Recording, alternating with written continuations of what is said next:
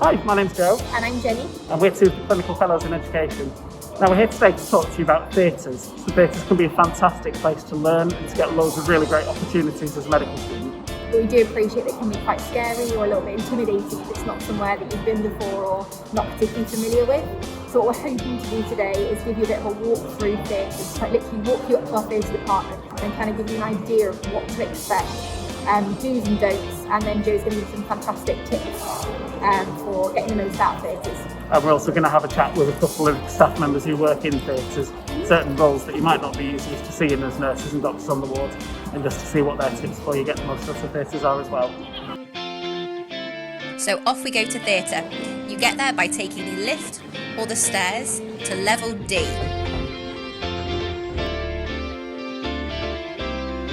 Once you reach level D, you want to follow the signs for theatre or gate 37 or gate 40.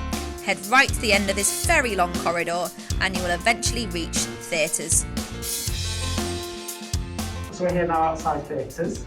So if it's your first time ever going to theatres, I'd suggest it might be worth going through that door there. So the little thing, if you've got swipe cards, you just swipe it and go in, otherwise you can press the button on the intercom. Just on the right hand side through those doors, there's a desk which usually has some lovely, really helpful people sat there who will be more than happy to show you around and show you what to do. But for right now, I'm going to show you where to go in and get changed and how to find your scrubs. So we're looking at theatres. There's this little door here on the right. There's a little swipe card to open it. So we get to this little corridor. As you can see, there's kind of changing rooms, obviously male and female changing rooms. There's toilets which you're welcome to use if that needs to be said as a medical student. But the first thing that you want to do is go through here. This is the staff break room.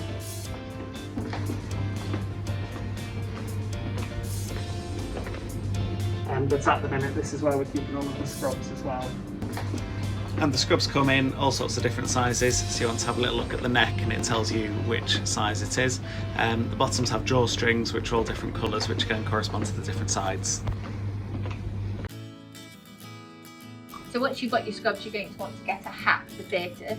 So there's a few different types of hats, and it just literally depends on what you find comfortable and what you want to wear. The important thing is we're just covering all of our hair as best we possibly can.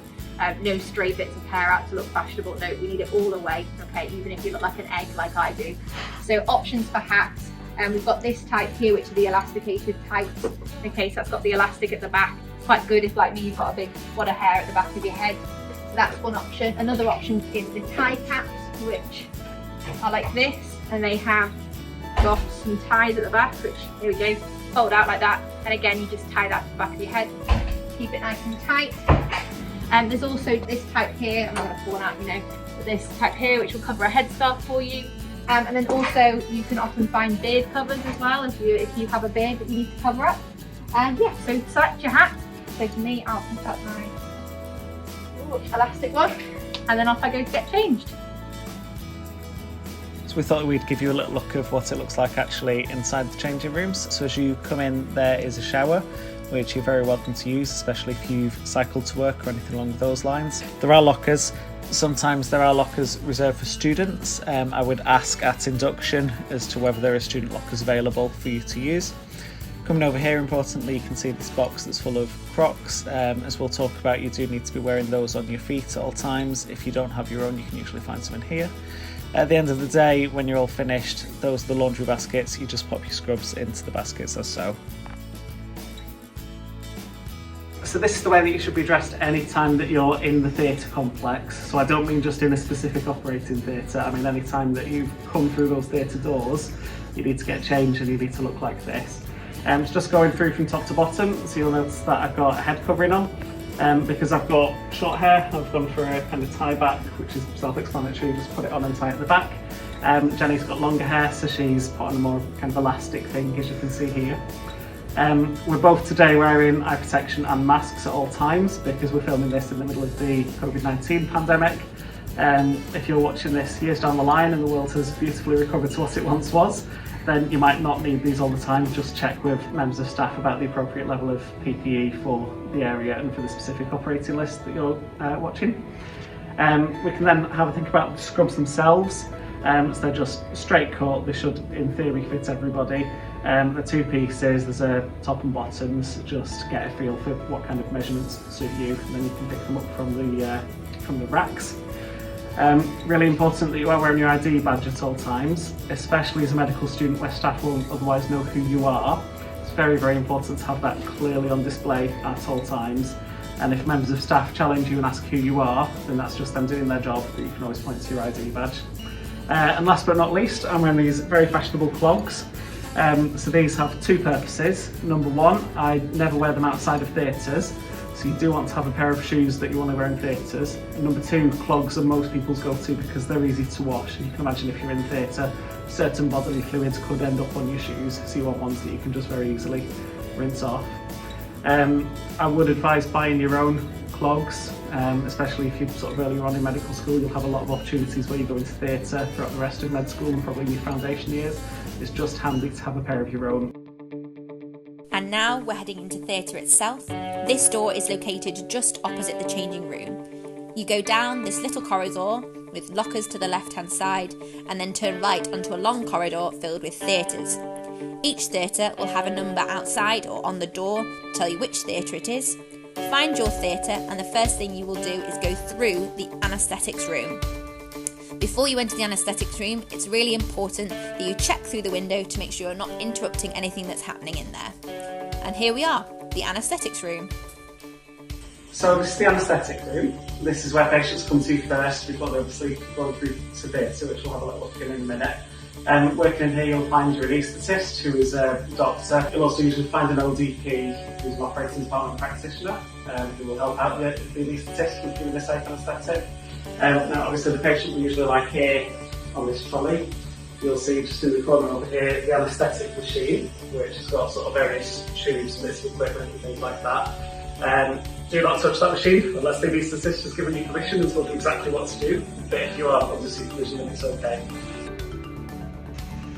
So the other really important thing that happens in the anaesthetic room is the team huddle. So this is something that happens at the start of every single list, where all of the team members will introduce themselves and their role.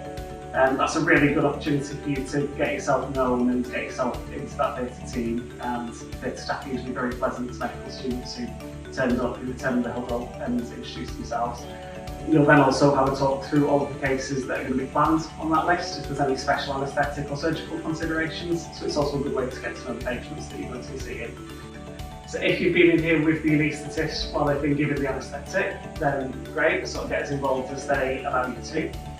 This bed with the patients on it gets taken through there into theatre, so you can be really helpful and hold the door open for them. If you're sort of coming into theatres directly from outside, you should always come through here, and you obviously just want to have a little check through the window that there's nothing sort of super important that you don't want to interrupt what's going on, but most of the time you can come through here and just kind of speak into theatre anyway.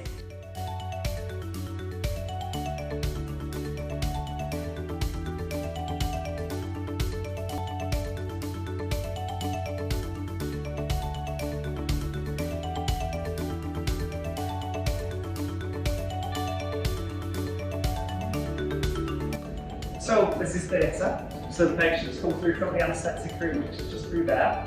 And remember, they're still on the trolley that the anaesthetist was using in there. So that trolley is going to come up for here, and then we need to get them from the anaesthetic trolley onto the actual operating table. And the way that we do that is by using this, usually. It's a big plastic, sort of plastic board that's called a PACU slide. This is something that you can definitely get involved in as a medical student, and again it'll help you to feel part of the team and to feel like a useful human, which can be a little bit difficult sometimes when you're in theatres. I'd advise you watch the first few just to see how exactly it's done and all of the steps, but especially if someone is showing you how to do it, you can absolutely get involved in pulling the patient back over onto the surgical table.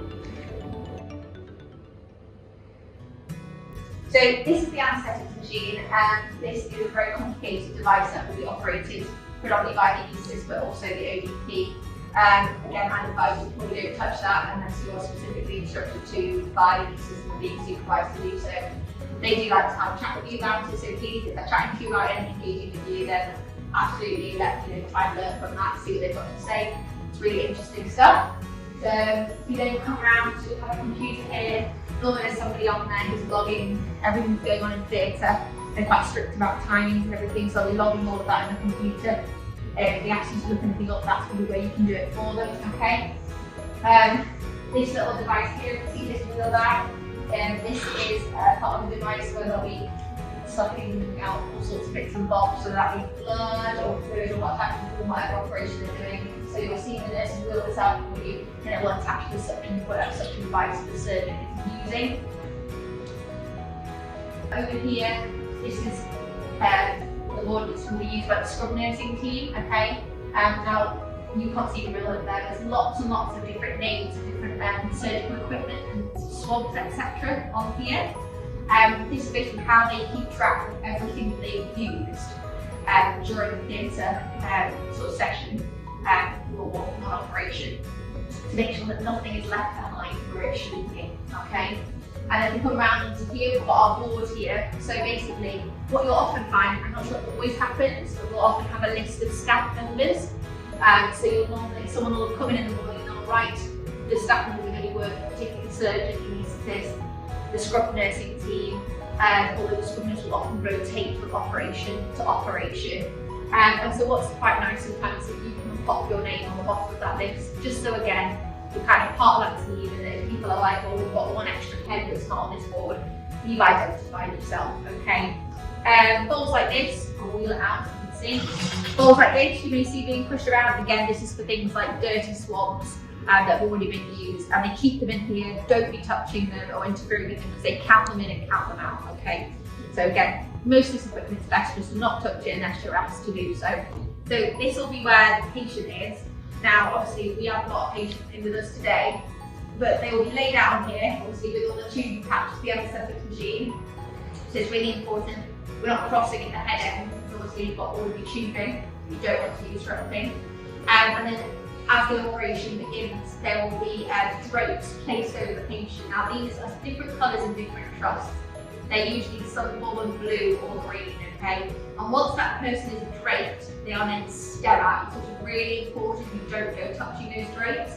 And if you are not scrubbed, you need to maintain a sensible distance. So really in this theatre, the floor kind of gives you an indication of how close you should be if you're just dressed like me, okay? And if you've scrubbed in and you've got your gown and your gloves on, okay, you can then stand closer to the patient. In fact, you can even touch the sterile field, sort of with your tummy or what have you. Something that's worth noting, and I'll just point that out, is that over here, I'll pick this up, we've got a stool. Now I'm very short, so for me, I like to stand on the stool, because otherwise I can't see what's happening. And if you need a stool to stand on, so if you're being expected to observe or even participate in an operation, and the surgeon's got the table lifted up, and you can't reach to like this, ask for a stool and someone will normally happily get one for you, okay? So that's a top tip from one short person to another.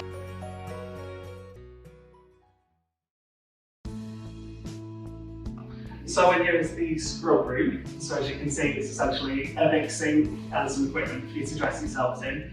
I was always a little bit confused about this, but medical students absolutely are allowed to scrub in the theatre and assist with operations. Obviously you need the permission of the surgeon in order to do that, but it's probably the best way to get involved, and it's the best way for you to learn from cases that you're observing, if you actually do get involved and assist.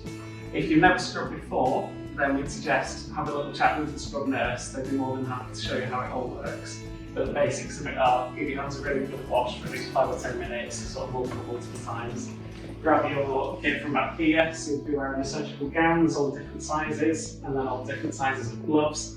Again, if you're not sure which size of glove you are, just ask a member of staff and they might be able to tell you what size they are and kind of compare and contrast like that. Once you are done taking your gown and your gloves and everything, you're then sterile, so you need to walk back out and sort of keep your hands like this, is not to touch anything that's not sterile, and back out into theatre. Here is the prep room, where the scrub nurses will gather their equipment and place it onto the trolleys here. The trolleys will be covered again in a sterile sheet, and again it's really important not to touch that sterile field. The only other thing you may need to be aware of in the prep room is that there is sometimes suturing equipment in here that you may or may not be asked to go and get by the surgeons if you are assisting or observing in theatre. If you don't know what it is or where to find it, obviously just ask a member of staff for some help. you want to leave theatre during an operation, then the way to do that is through the anaesthetic room. Again, the same principles apply.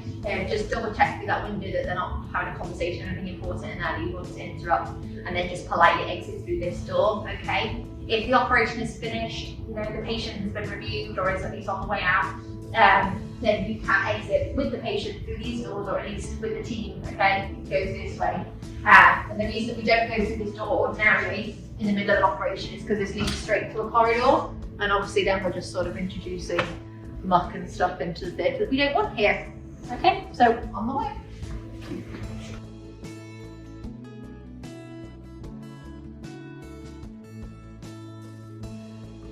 So sometime when you're in theatre, you might need to wear one of these gowns, okay? So they're basically gowns filled with lead, and we have to use these when we're going to have any x-rays in theatre, obviously to protect yourself. So normally when that'll happen is you'll see the other staff members going out, and they may even say to you, we need to put on some leads, is how they'll refer to them, okay?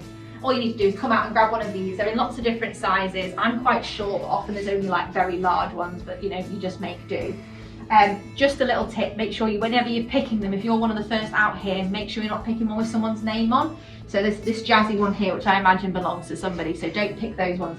Go for the generic looking ones like this. So you can see this one's got no name on it, so I check that, and then it's quite heavy. Oh, quite heavy. Put it on yourself like that, and then you can do it at the sides, but often people don't, they just sort of let it free. So yeah, once you've got that on, you should be safe to go back into theatre. It's just something to be aware of, especially if there's any mention of x-rays. Make sure you've got this ready, okay? So once the patient has left the operating theatre, they will then head on down to recovery. That's where they are going to be monitored by nursing and medical staff as they come round from their anaesthetic. You're very welcome to go with them to see them recover. Normally they're okay with that. Obviously just double check with the recovery nurses once you get there. However, cases are often quite quickly running after one another within a theatre list. So obviously if you go with a patient, just appreciate them, and there's a chance you might miss the beginning of the next case, although just, you know, there is that buffer time with the anaesthetic. Probably the single most important part of a theatre is the team.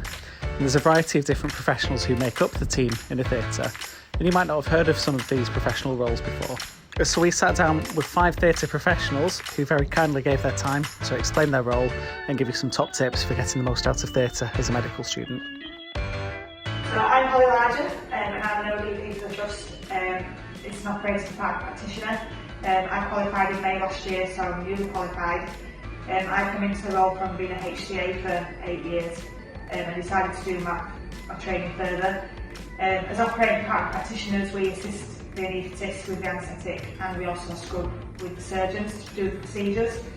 If I've got any advice for you, just to enjoy it, ask loads of questions, be hands-on really, don't be shy to get involved, and just take everything from it as much as you can, because it's your learning, and just enjoy it. Hi, my name is Gareth. I'm a school nurse within theatre. More specifically, my role is team leader for Theatre 5. Theatre 5 is essentially a urology theatre with a bit of general surgery and a bit of plastic surgery thrown in. I spend my days coordinating lists, making sure all the surgeons have all the equipment that they need, and make sure patients are cared for in the perioperative environment.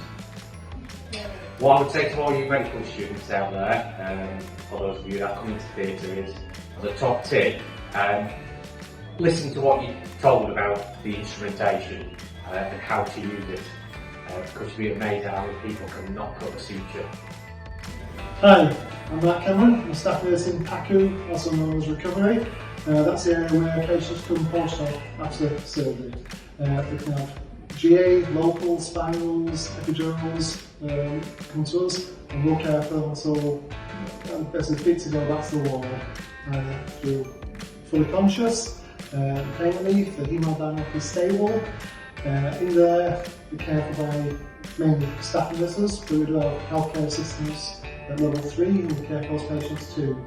I'll probably say 99% of patients will come to recovery from theatres. Some will just go back direct from theatre to the ward or intensive care, but which all patients will come to us and care for that. Big top tip probably is to introduce yourself, make people aware who you are. So there's a lot of people within the theatre departments all wearing the same uniform, scrubs, and it's whether you're a healthcare assistant or a consultant, you don't know who people are sometimes, because you're all in the same uniforms. So just make yourself aware who you are, even a sticky piece of paper, tape on your chest, just say your name and what you are. So yeah, just let people know who you are, basically, and don't be afraid to ask questions, ask away. Hi, my name is Cathy. I'm a theatre practice educator. Basically that means I facilitate any education that's going on in the actual theatres for pre-graduate students and postgraduate new staff as well. So it's quite a varied role, but I also make sure that staff do mandatory training or organise courses for them and make sure that they're able to attend. My top tip from theatre, I think key is coming on time so that you hit the start of the list so that you can be introduced properly and people know who you are. And know clearly who you're actually here to work with, so that we've got quite a big unit here so we can put you into the correct theatre with the correct staff. Hello, my name is Maggie. I'm one of the Band 7 team managers in theatre at Pinderfields. I coordinate the staffing and the equipment and the day-to-day running at the department, troubleshooting and things like that. You'll usually find me sat on the front desk. I'm usually the first person that you come and see when you come in the morning or afternoon for your list that you're working in. My top tip would be know where you're supposed to be working and who you're supposed to be working with. We often get medical students who come to reception and just say, I need to do some anaesthetics, and it's not always the most appropriate thing. You know, if you can have some idea where you should be working and who you should be working with, it makes life a lot easier for us.